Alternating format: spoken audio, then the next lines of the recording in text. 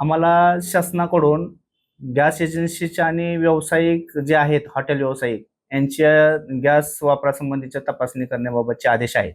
त्यामुळे मी भाऊसाहेब कांबळे पुरवठा निरीक्षक नांदगाव आणि बावनकुळे मॅडम निरीक्षण अधिकारी आणि तहसीलदार साहेब यांचे संयुक्त पथक या पथकाद्वारे आम्ही तपासणी करत आहोत. आज या ठिकाणी अंबिका गॅस एजन्सी नांदगाव या ठिकाणी आम्ही तपासणीसाठी आलेलो आहोत. या तपासणीमध्ये आम्ही गॅस स्टॉक किती आहे आणि व्यावसायिक ग्राहक किती आहेत आणि घरगुती ग्राहक किती आहेत आणि त्यांच्याकडे असणारा शिल्लक स्टॉक ह्याची तपासणी करत आहोत.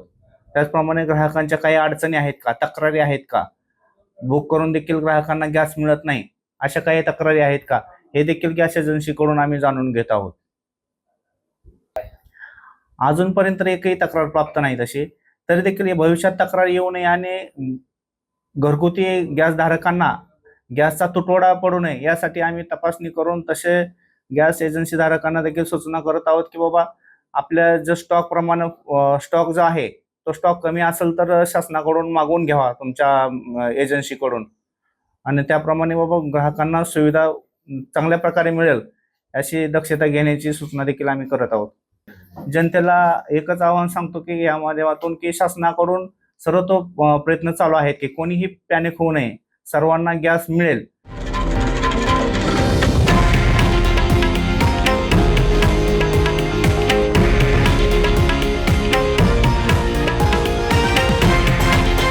हे आहे देशातील नंबर 1 न्यूज नेटवर्क आणि आपण पाहत आहात TV9 मराठी, एकमेव.